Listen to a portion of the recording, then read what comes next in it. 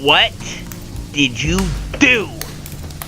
We stood in the dark and dilapidated halls of the Greaves house. Outside, the severe tone of church bells drummed and rolled relentlessly through the stormy tone of the night.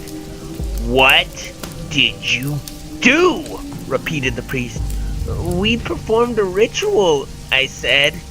It was my fault, Margaret said quickly. I wanted to try summoning spell, and I roped James into it. Figures, said the priest. This isn't the first time I've had to deal with a couple of out-of-towners trying their hand at some kind of ritual. I read the barrier that the spiritual energy in this house is really strong, said Margaret, awkwardly tucking her hair, dark hair behind her ear. The barrier between worlds is thin. You read right, said the priest. The storm is your doing, you know. It opened a path to a different world and invited who knows what to come here. We apologize, I said, but can you help us? You're a priest, right? Back away from the circle, said the priest. Margaret and I followed his direction and watched as he stepped forward our crude summoning circle. Raising his arms, he murmured some inhabitable words. For a moment, the winds grew stronger, crying loudly in a voice of a wounded animal, but thereafter began to diminish. Did it work? Asked Margaret. The priest turned around, looking satisfied. The gateway is closed. There'll be nothing else coming through tonight. Thank you, Father, I said. Luckily, I don't think it worked. We didn't see anything come through the circle. Outside, the bells slowed as if the storm subsided. Oh, it worked all right, said the priest, the skins on his hands slouching as if the fingers elongated into sharp points. But it never fails to amuse me how you visitors always assume I'm a priest.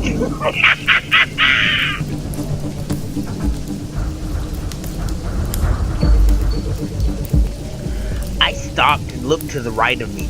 A man was behind a rusted fence that came up to his chin. There was a padlock on the outside of the handle. It was locked and rusted as well. The key for liberation of the nearby post in arm's reach of the man. What? I asked him. The key, right there. Can you let me out? I looked into the eyes of the strange man and there was nothing behind him.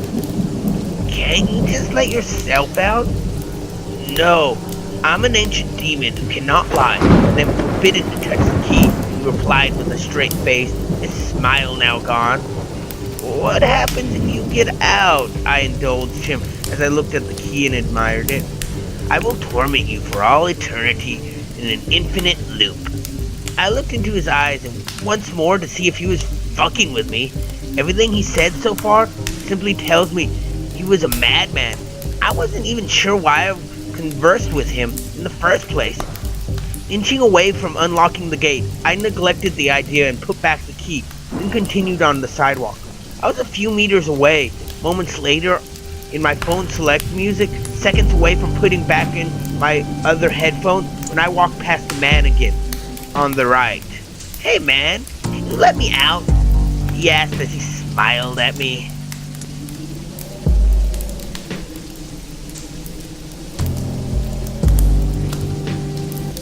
Four kids huddled under a blanket, a flashlight illuminating their eager faces with an eerie glow. You are so full of shit, said Greg, his missing front teeth making his tough talk far less intimidating. It's true, Aiden said, as he finished balancing the pencil over the center of the board. Mark said his friend did it, and the pencil flew off the board. All that's gonna happen is one of you are gonna piss your pants. Let's do this. Alex, the youngest, looked a bit green. Guys, can't we just play Xbox? No! The group stared at the board, the pencil balanced in the neutral position between yes and no. Naturally, nothing happened. So how's it work? Aiden took a deep breath. Charlie, Charlie, are you there? A huge fart rent the air and giggled. Aiden glared, but suddenly a muffled, whispering voice came from across the room. Yes. The kids were frozen with fear. Charlie, are you in the room? Yes. The voice sounded closer now. Shivering, Aiden spoke. Charlie, Are you angry? No. A sigh of relief. The voice was closer still. Charlie? Do you want something? Yes. The voice was right outside the blankets now, deep and raspy. Charlie? Charlie? Are you going to take one of us? Yes, I am. The voice whispered in Aiden's ear. But my name's not Charlie.